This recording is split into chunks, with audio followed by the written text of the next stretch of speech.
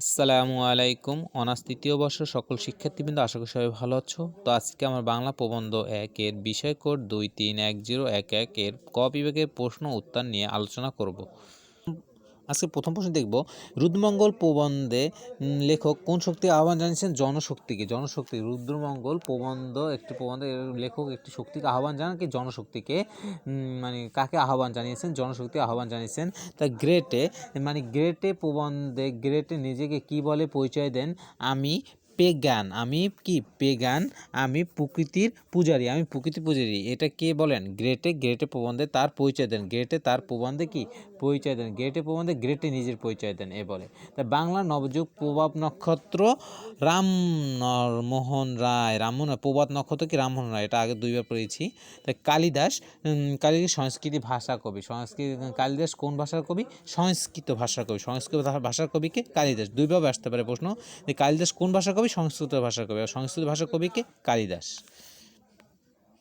তবে এটাও পড়েছি, গদ্য প্রবন্ধটি লোকরহস্য গ্রন্থ অন্তর্গত। কোন গ্রন্থে? লোকরহস্য গ্রন্থে অন্তর্গত। তবে পাঁচপত্যাক্ষ মানে কাকে বলে?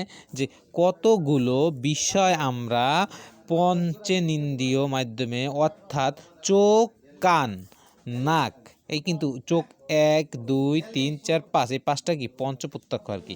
চোখ, কান, নাক, ত্বক এবং জিহ্বার মাধ্যমে অর্জন করতে পারি, তাই কি? পাঁচ প্রত্যক্ষ। তারপর আমরা দেখব, ঢেকচাঁদ ঠাকুর কোন ভাষায় সুশিক্ষিত?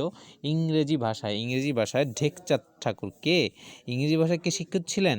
ইংরেজি ভাষায় ঢেকচাঁদ ঠাকুর ইংরেজি ভাষায় সুশিক্ষিত ছিলেন। তা আমরা দেখব, বৈজ্ঞানিক বিশ্বাস কি? বৈজ্ঞানিক বিশ্বাসটা কি? যে বিশ্ব ব্রহ্মাণ্ডের নিয়মে, কোথাও একটু ত্রুটি থাকতে পারে না। কোথাও একটু ত্রুটি থাকতে পারে না, এটাই কি? বৈজ্ঞানিক বিশ্বাস। সভ্যতার সংকট প্রবন্ধের রচয়িতা রবীন্দ্রনাথ ঠাকুর। সভ্যতার সংকট প্রবন্ধের রচয়িতা কি? রবীন্দ্রনাথ ঠাকুর। বাংলা গদ্য চলিত রীতির ব্যবহারকারী প্রমথ চৌধুরী। বা বাংলা গদ্য চলিত রীতিতে ব্যবহার করেন কে? প্রমথ চৌধুরী। যৌবনে রত্নাকরের পেশা কি ছিল? দস্যুবৃত্তি। যৌবনে রত্নাকরের পেশা কি ছিল? দস্যুবৃত্তি। তারপর আমরা দেখব, প্রমথ চৌধুরীর জন্ম কত সালে? প্রমথ চৌধুরীর জন্ম 1868 সালে। 1868 সালে কার জন্ম? প্রমথ চৌধুরীর জন্ম। 1868 সালে। তারপর আমরা দেখব, শিক্ষা একটা পত্রিকার নাম। যে শিক্ষা পত্রিকার মূল মতো কী ছিল? আমরা আগে পড়েছি, জ্ঞান যেখানে সীমাবদ্ধ, বুদ্ধি যেখানে আড়ষ্ট, মুক্তি সেখানে অসম্ভব। তাই কোরআন আল্লাহর প্রতিনিধি কাকে বলা হয়েছে? মানুষকে। মানে কোরআন যে আল্লাহর প্রতিনিধি, এটা কাদেরকে বলা হয়েছে? মানুষকে বলা হয়েছে। তারপর আমরা দেখব, যত মত তত পথ এর প্রবক্তাকে? রামকৃষ্ণ পরমহংস। যত মত তত পথ রামকৃষ্ণ পরমহংস। বঙ্কিমচন্দ্রের পত্রিকার নাম কি? বঙ্গদর্শন। বঙ্কিমচন্দ্রের পত্রিকার নাম কি? বঙ্গদর্শন।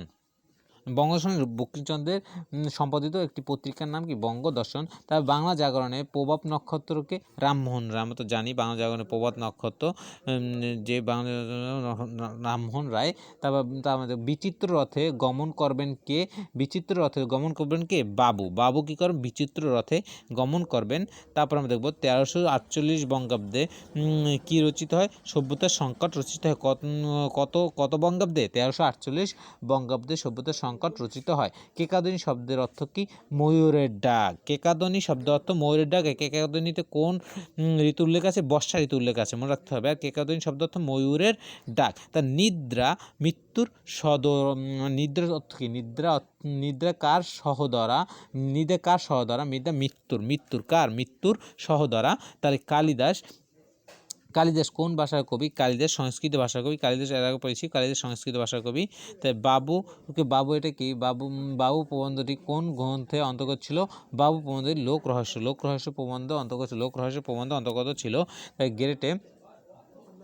যা বুঝেছি যে তোমার যে খেলায় আনন্দ নেই আছে উপরি পাওনা, সে খেলার নাম কি? সে খেলার নাম জুয়া খেলা।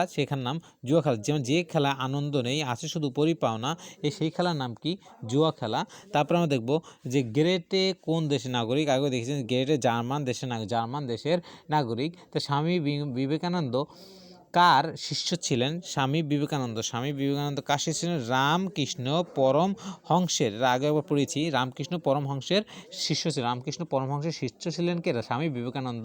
তার ব্রাহ্ম সমাজের প্রবর্তক রাজা রামমোহন রায়। রাজা রামমোহন আরেকটি পরিচয় ছিলেন, তিনি কি ছিলেন? যে রাজা রামমোহন রায় ছিলেন কি বাংলা জাগরণের প্রভাব নক্ষত্রকে রাজা রামমোহন রায়, আবার রাজা রামমোহন রায় কি ছিলেন? ব্রাহ্ম সমাজের প্রবর্তকও ছিলেন তিনি। তা আজকে ভিডিওটি এ পর্যন্তই থাকবে, আশা করি সবাই বুঝতে পেরেছো। যদি আমার ভিডিও কেউ যদি না বুঝে থাকো তো আমার কমেন্টে জানাবে। তো আমার চ্যানেলটি এখন যারা সাবস্ক্রাইব করো না, আমার চ্যানেলটি সাবস্ক্রাইব করে রাখো, পাশে থাকা বেল আইকনটি অন করে দাও, যাতে করে তোমার পরবর্তী ভিডিওগুলো সাথে সাথে পেতে পারো। সবাইকে ধন্যবাদ।